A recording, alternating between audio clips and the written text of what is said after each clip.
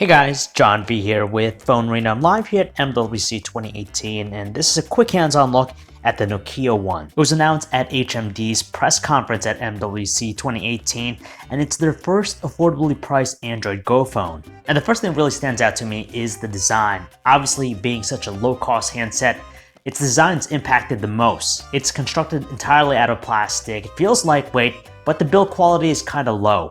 But despite that, there is a charming quality about it because it does have some rounded edges and it has some bright colors with its rear casing, which you could actually remove for other colors. So what do you get for a phone that costs $85 at launch? Well, it features a 4.5-inch display with a resolution of 854 by 480.